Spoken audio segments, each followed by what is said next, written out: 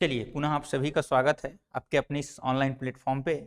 पुनः बात करते चलेंगे हम इतिहास के कुछ प्रश्नों पे, जिसमें आज हम देखेंगे ब्रिटिश काल से संबंधित कुछ और तथ्य जो आपके लिए सीधे एग्जाम में पूछे जाते हैं। ठीक है, चलिए फटाफट आप लोग जुड़ जाइए। ठीक है, और क्लास को स्टार्ट करेंगे।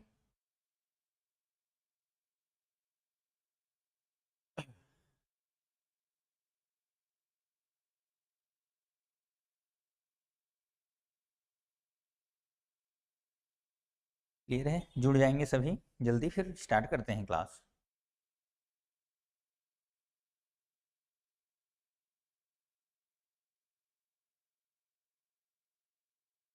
चलिए बढ़िया, सभी का अभिवादन स्वीकार।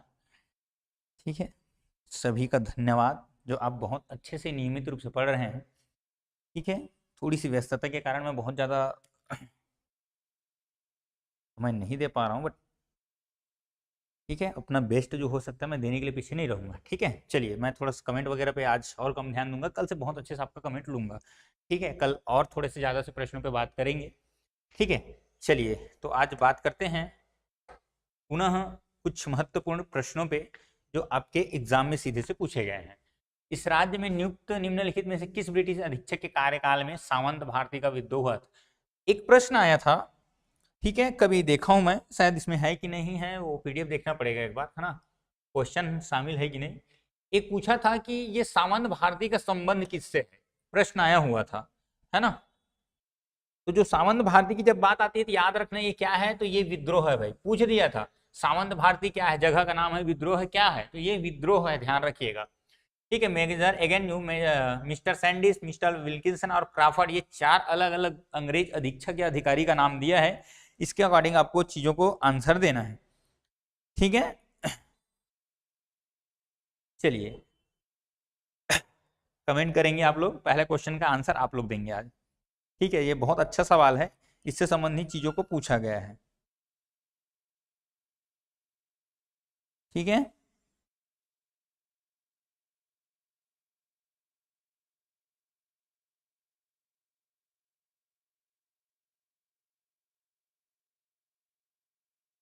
बढ़िया। ठीक है, फटाफट आपका आंसर आने स्टार्ट हो गया है। बात करते हैं सामंत भारती की, तो ध्यान रखिएगा मेजर एगेन्यू। ठीक है, मेजर एगेन्यू इस समय क्या है, सामंत भारती के विद्रोह के समय था। एगेन्यू के समय बहुत सारे विद्रोह हुए हैं। ठीक है, इनमें से कुछ महत्वपूर्ण यहाँ पे आपको पढ़ने को मिलेगा, कुछ और फैक्ट है जो समय के साथ आपको देखने को मिलेगा। ये क्वेश्चन अच्छा है, यहाँ है भी। सामंत भारती किससे संबंधित है? ठीक है, ये सामंत भारती की बात होती है शांति दूत से, विद्रोह से, समाज सेवा या देश सेवा से। तो सामंत भारती का विद्रोह है, संबंध है विद्रोह से।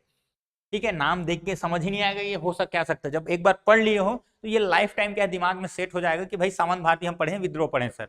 ठीक है, इसलिए ऐसे प्रश्नों को विशेष रूप से लिया जाता है। इसका सिंगल सा और सामान्य सा आंसर अब ध्यान रखेंगे। निम्नलिखित कथन को पढ़िए जी, पढ़ते हैं आगे, देखते हैं क्या बोलता है। सुप्रिटेंडेंट के रूप में मेजर एगेन्यू ने छत्तीसगढ़ की राजधानी रतनपुर से रायपुर स्थानांतरित की। बहुत अच्छे से आपको पढ़ाया हूं कि जब बात आती है भाई साहब एगेन्यू की, ठीक है, तो 1818 से 1825 तक की स्थिति में ये सत्ता पे रहेंगे और 1818 में ही ये राजधानी परिवर्तन करेगा रतनपुर से, कहा, रायपुर।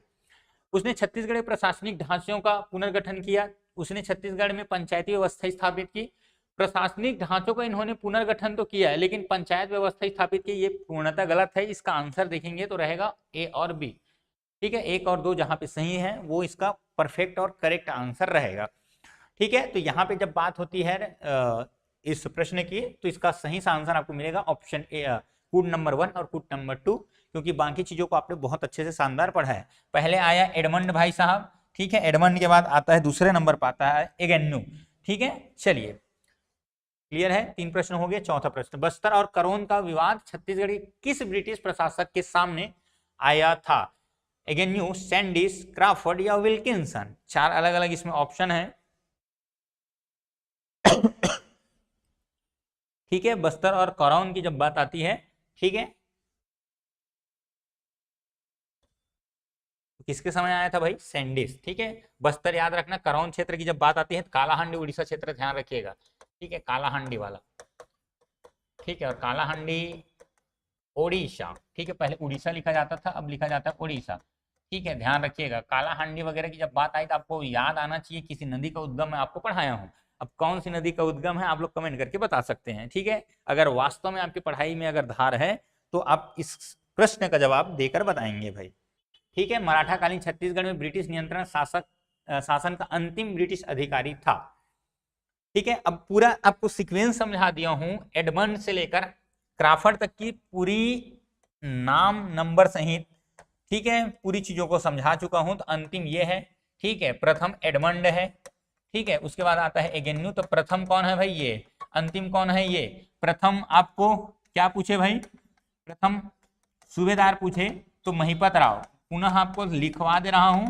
और अंतिम अगर पूछे तो अंतिम याद रखना, अंतिम रहेगा यादव राव। कौन रहेगा भाई, यादव राव। इस तरह इसका सही सा आंसर आप दे सकते हैं, ठीक है। कुछ कंटेंट जो बार बार जो आपके छोटे मोटे एग्जाम में एकदम नन्हे मुन्ने सा खेलता सा सवाल जो दिखेगा, यही सब सवाल है, ठीक है। और इसको आप गलत करके आए बेटा तो पाप लगेगा, बता रहा हूँ। 5 बार 6 बार एक चीज को बता रहा हूँ और जो मैं पढ़ाया हूँ उसको अगर गलत करके तो आए, है ना, तो ईमानदारी से बता रहा हूँ पाप लगेगा आपको, ठीक है। मेरा मेहनत को आप लोग अगर खराब करके आए। चलिए, भोसला राज्य पर ब्रिटिश संरक्षण की अवधि में किसे छत्तीसगढ़ का अधीक्षक नियुक्त नहीं किया गया, ठीक है। अब अधीक्षक नियुक्त नहीं किया गया ये पूछा है भाई, ठीक है। ये नहीं को बहुत अच्छे से अंडरलाइन करके रखेंगे, ठीक है। Captain Edmund, major P Vans Agnew, captain Hunter और चार्ल्स सी इलियट, ठीक है। चार्ल्स सी इलियट की जब बात आई तो ये हमारे कौन थे भाई, प्रथम डिप्टी कमिश्नर, ठीक है। कौन है प्रथम डिप्टी कमिश्नर, ये याद रखिएगा। अब आपको एक चीज पता चल चुका है, प्रथम सूबेदार अगर बोले, ठीक है, तो महिपत राव, ठीक है। इसके बाद आपने प्रथम अधीक्षक पढ़ा, ठीक है, तो प्रथम अधीक्षक एडमंड, ठीक है। और प्रथम अगर डिप्टी कमिश्नर पूछे तो चार्ल्स सी इलियट। प्रथम जिलेदार की भी बात होगी तो जब जिलेदार आएगा तो उसको एक साथ और लिखवा दूंगा, ये बात को ध्यान रखिए। चलिए, घटना है, सुमेलित करना है पदस्थ अधीक्षक के समय का। ये आप पूरा जो चीज पढ़े उसको फिर समराइज कर रहे हैं, चीजों को फिर पढ़ रहे हैं, पूरा रिपीट होगा। एडमंड के समय अगर देखें तो डोंगरगढ़ का विद्रोह हुआ था, इसको ध्यान रखिएगा, ठीक है। मेजर एगेन्यू के समय राजधानी परिवर्तन, ये तो आप 10 बार पढ़ चुके हैं। सैंडिस के समय बस्तर और करद दिखा है या करौंद है ना, राज्यों में समझौता हुआ था। और कैप्टन क्राफर्ड के समय भोसलों को सत्ता हस्तांतरण। अब ये बात याद रखना, जो भोसलों का सत्ता हस्तांतरण मतलब, क्योंकि आंग्ल मराठा जब हुआ था तो भोसला जो शासक था रघुजी तृतीय, वो था अल्पायु, आपने पढ़ा है। और इसी का अल्पायु होने के कारण हमारे यहाँ क्या है, ब्रिटिश शासन प्रारंभ हो चुका था। क्या शासन, ब्रिटिश शासन, ये पढ़ा है आपने। अब भाई भोसला शासक जो रघुजी तृतीय जो आप पढ़े हैं वो बड़ा तो बढ़ेगा, ठीक है, बड़ा तो होगा ही, ठीक है, क्योंकि अब बड़ा करना है तो कॉम्प्लेन ज्यादा पिया होगा वो। तो जब तक बड़ा नहीं हुआ था तब तक ब्रिटिश संरक्षण काल चला, उसके बाद जैसे ही ये बड़ा हुआ तो फिर क्या है, वापस भोसलों को क्या है, सत्ता हस्तांतरण किया गया। तो ये कहानी भी आपको ध्यान रखना है, क्राफर्ड के समय होगा, फिर पुनः क्या है, मराठा शासन प्रारंभ हो जाएगा। चलिए, अच्छा, इसका आंसर नहीं देखे हैं क्या, चलिए देख लेते हैं। मैच मेकिंग हो गया, बना तो लेंगे अब, है ना। 1 का 3, ठीक है, एक ही तो ऑप्शन दिख रहा है भाई, आगे जाने की जरूरत नहीं है, ठीक है, सीधा मैच मेकिंग करेंगे। जो प्रश्न आपसे बन जाएगा एग्जाम हॉल में उस पर फोकट का तमाशा मत करिएगा, समझ आया ना, कि सर इसमें ये भी जानता हूँ ये भी अगर एक बनाया और उसके अकॉर्डिंग अगर आंसर आ गया तो वहीं पे टिक मारना, चुपचाप निकलना। समय वहां पे बहुत कीमती है बेटा। बोलते हैं ना 1 सेकंड में क्या हो जाता है या 1 मिनट में क्या हो जाता है। 1 सेकंड में क्या होता है, अभी जो फिजिकल भर्ती दिला रहे हैं उस बच्चों को पूछना 1 सेकंड का महत्व। अरे 1 सेकंड नहीं, 1 मिनी सेकंड, उसके अंतर्गत और अलग अलग पार्ट करेंगे, उसका कीमत पूछना। 1 सेकंड भी अगर पार होता है मतलब सोचो आदमी क्वालिफाई होने के लिए रुक रहा है। तो 1 सेकंड की कीमत कितनी होती है, एग्जामिनर को, वो दौड़ने वाले बच्चों को पूछना जो 1 सेकंड की कीमत क्या होती है। क्लियर है, इसलिए पेपर हॉल में अपना समय कभी बर्बाद नहीं करना। मैच मेकिंग का आपका पहला उठा है, पहले में आंसर देखिए कि ये होगा और उसी से अगर ऑप्शन दिख गया तो चुपचाप लगाना और आगे बढ़ जाना। उसको पूरा मैच मेकिंग करते मत बैठे रहना, मेरे को गगन सर पढ़ाए, मेरे को सब आता है, वहां पे मत बताना। क्लियर है, चलिए समझना बातों को, जो बोल रहा हूं एकदम ईमानदारी से उस चीज को फॉलो करिए, आपके लिए बहुत बेनिफिट रहेगा। यहाँ पे फिर सूची मिलान करना है भाई। छत्तीसगढ़ ब्रिटिश सुप्रिंटेंडेंट है, उनके समय की प्रमुख घटनाएं। कर्नल एडमंड की जब बात आती है तो फिर डोंगरगढ़ विद्रोह, ये पुनः शायद रिपीट हो गया है, ठीक है। एगेन्यू, रतनपुर, सैंडिस, अच्छा सॉरी, है ना, मिला वो सही रहे लेकिन मिल कहीं और पे रहा, मैच मेकिंग, ठीक है, ये याद रखिएगा। इस तरह होगा। सैंडिस की जब बात आती है तो इसके समय करोन और ब्रिटिश संरक्षण की, या तो ब्रिटिश संरक्षण की समाप्ति बोले या भोसलाओं को सत्ता हस्तांतरण, दोनों का मतलब ही एक है, क्योंकि ब्रिटिश संरक्षण तभी समाप्त होगा जब भोसला को क्या मिल जाएगा, वापस सत्ता मिल जाएगा।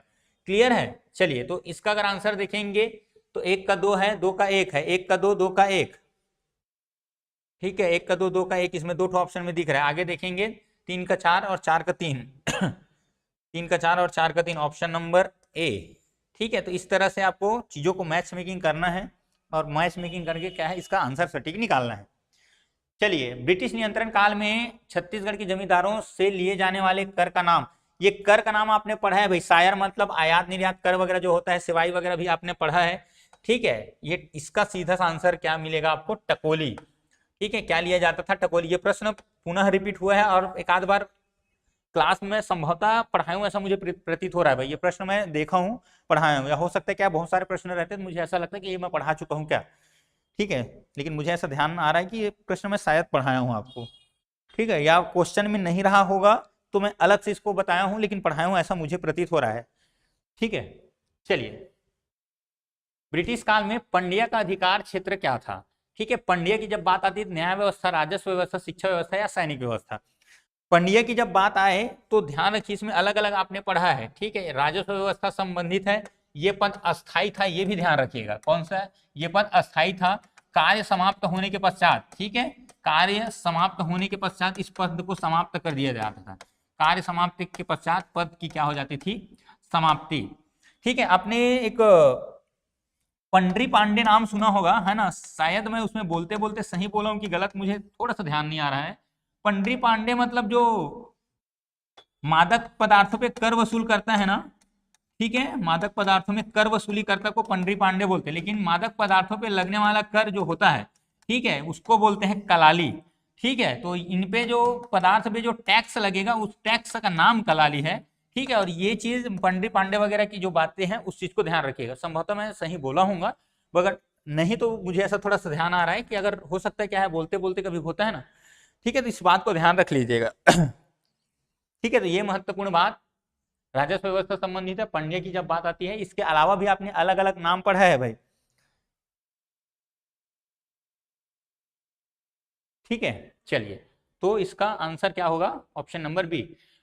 छत्तीसगढ़ की राजस्व व्यवस्था सुधार हेतु मेजर एगेन्यू ने, ठीक है, प्रशासन पे राजस्व काम किए इन्होंने, निम्नलिखित में से किन कर्मचारी को नियुक्त किया था, बरार पांडे, पोतदार और अमीन, ठीक है। बरार पांडे के बारे में भी आपने पढ़ लिया है, ठीक है। पोतदार आय वाला बात होता है, और आमीन, ये 3 पद 1, 2 और 4 जहां पे दिखेगा इसका सटीक आंसर है। आमिल वगैरह नहीं है, ठीक है। इन्होंने पटेल का पद समाप्त कर दिया था, गौंटिया का पद यथावत रखा था, ठीक है। इसमें बोले कि पटेल वगैरह का यहाँ पे काम नहीं, उसके पद को समाप्त करो, गौंटिया वगैरह वहां पे बना रहेगा, है ना। एक से अधिक व्यक्ति का एक ही जगह पे काम रहता है, बोले इनका काम नहीं, यहाँ पे इसको रिप्लेस करो, ठीक है। चलिए, तो ये पूरी कहानी, इसका सटीक आंसर क्या रहेगा, बरार पांडे, पोतदार और अमीन, ये 3 कर्मचारियों की नियुक्ति किया था, ठीक है। निम्नलिखित कथन को पढ़िए, पढ़ते हैं आगे, इसका क्या है सही उत्तर बताना है। ब्रिटिश संरक्षण काल में छत्तीसगढ़ का ब्रिटिश साम्राज्य में विलय हो गया था।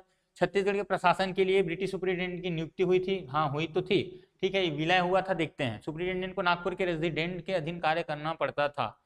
ब्रिटिश संरक्षण काल में छत्तीसगढ़ का ब्रिटिश साम्राज्य में विलय हो गया था, जी नहीं, विलय नहीं हुआ था। आपको पता है संरक्षण काल में इनका क्या देखभाल होता था, लेकिन विलय नहीं हुआ था, मतलब ये वाला ऑप्शन गलत है भाई, ठीक है। नियुक्ति हुआ था, ये तो सत्य है। सुप्रिंटेंडेंट को नागपुर के रेसिडेंट के अधीन कार्य करना पड़ता था, ये भी सही है। ऑप्शन 2, 3 कहीं भी दिखा, हाँ ऑप्शन 2, 3 सही, मतलब इसका आंसर होगा ऑप्शन नंबर सी, ठीक है। तो ऑप्शन नंबर सी पे चलेंगे सर, ऑप्शन नंबर सी इसका क्या है, करेक्ट आंसर है। क्लियर है।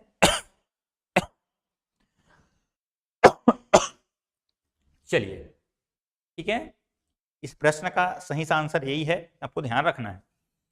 चलिए, निम्नलिखित में से कौन सा कारण सत्य है जिससे इस राज्य को ब्रिटिश संरक्षण में जाना पड़ा। नागपुर के भोसले शासक अप्पा साहेब को अंग्रेजों ने पराजित किया था, ठीक है। नागपुर के भोसला शासक अप्पा साहेब को अंग्रेजों ने पराजित किया था, ठीक। अप्पा साहेब ने इस राज्य को अंग्रेजों को दे दिया था। अप्पा साहेब के साथ संधि के अनुसार राज्य को अंग्रेजों को सौंप दिया, ठीक है। 31 मई 1818 को नागपुर के रेजिडेंट जेन किंसन ने घोषणा की कि रघुजीत तृतीय की अवयस्कता समाप्त होने तक संपूर्ण ये जो शासन है या क्षेत्र है उस पर अधिकार किसका रहेगा, अंग्रेजों का। ये बात एकदम परफेक्ट बैठता है भाई, ठीक है। ये बात, कुछ चीजें आपको ऊपर में दिखेंगी, लेकिन इसका सही और सटीक अगर आंसर देखेंगे तो आंसर होगा कौन सा सर, आंसर होगा ऑप्शन नंबर डी। क्लियर है। 31 में 1818 को रेजिडेंट जेनकिंसन वगैरह का क्या है यहाँ पे घोषणा होता है, विशेष रूप से इसी के अंतर्गत चीजें देखेंगे। यहाँ पे हुआ तो नागपुर के भोसला जो शासक अप्पा साहेब को अंग्रेजों ने पराजित किया, तो वहां पे संधि वगैरह हुई थी, है ना। तो इसका सही आंसर जो लिया गया है, इसका आंसर लिया है ऑप्शन नंबर डी को लिया गया है, ठीक है। चलिए बढ़िया, ठीक है। आगे चलते हैं अगले प्रश्न की ओर। निम्नलिखित कथन पढ़िए। ब्रिटिश नियंत्रण काल में छत्तीसगढ़ के जमींदारों से टकोली नामक कर वसूला जाता था। बार बार प्रश्न आ रहा है, ये टकोली को याद रखना, ठीक है। तो बिल्कुल ये जमींदारों से टकोली नामक कर वसूला जाता था। जमींदारियों को ब्रिटिश साम्राज्य में मिलाने का प्रयास किया गया, ठीक है। जमींदारों से निर्धारित दस्तावेज के हस्ताक्षर कर उन्हें सहमत होने के लिए कहा गया, ठीक है। तो जमींदारों को ब्रिटिश साम्राज्य में मिलाने का प्रयास किया गया, ऐसा नहीं है, ठीक है। 1 और 3 जहां पे दिखेगा ऑप्शन नंबर डी, ठीक है। 1 3 इसका सही आंसर है, ठीक है, ध्यान रखिएगा, है ना। 1 और 3 इसका सटीक आंसर है। चलिए, निम्नलिखित में से कौन सी जोड़ी, ठीक है, सुमेलित है। ब्रिटिश अधीक्षक एवं उनके कार्य, इसमें कौन सा सुमेलित है ये पूछना चाह रहा है। कैप्टन एडमंड एगेन्यू, सैंडिस और विल्किंसन, ठीक है। अब एगेन्यू के समय सामंत भारती का विद्रोह पढ़े हैं और सैंडिस के समय ये पढ़े हैं, ठीक है।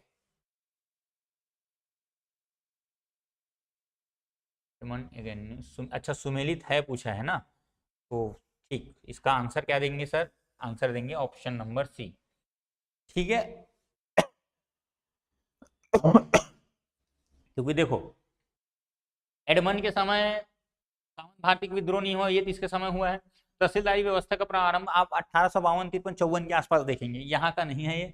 विल्किंसन के समय जमींदारी, सोना खान की जमींदारी को विद्रोह, ये भी यहाँ का नहीं है, आप 1819 वगैरह के आसपास देखेंगे, ठीक है। तो यहाँ पे जो सही है सुमेलित है, ऑप्शन नंबर 30 का सुमेलित है, ठीक है। आज का अंतिम प्रश्न। ब्रिटिश शासन के रिकॉर्ड के अनुसार निम्नलिखित में से कौन सी ताहूदारी कैप्टन सैंडिस ने निर्मित की थी। संजारी, सिरपुर, सिमगा और सिहावा, ठीक है। इसका जो आंसर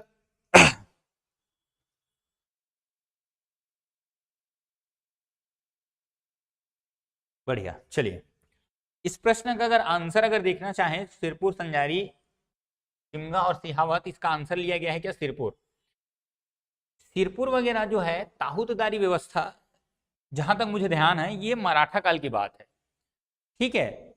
लोरमी वगैरह और तरेंगा की जब बात आती है तो इसके समय का होना चाहिए। ये वाला आंसर गलत है, लेकिन लिया यही आंसर है, आया हुआ प्रश्न है लेकिन इसका आंसर यही लिया है, ठीक है। इसको आपको मैं पूरा चीज लिखवा दूंगा। ब्रिटिश काल में कौन कौन से ताहूतदारी व्यवस्था थी, मराठा काल में थी, इसमें थी, याद रखना, ठीक है। जैसे मराठा काल में आप देखेंगे तो ये सिरपुर और लवन वगैरह का नाम आता है, ठीक है। ये दोनों का नाम ये मराठा काल में आपको देखने को मिलेगा, ठीक है। 1843 से 48 की घटना आप देख सकते हैं, ठीक है। ये संजारी, सिहावा, खल्लारी, ये आपको मिलेगा ब्रिटिश संरक्षण के समय। और आप इसके समय अगर देखना चाहें, ठीक है, सैंडिस का समय, तो सैंडिस का समय आपको अलग दिख जाएगा भाई, ठीक है।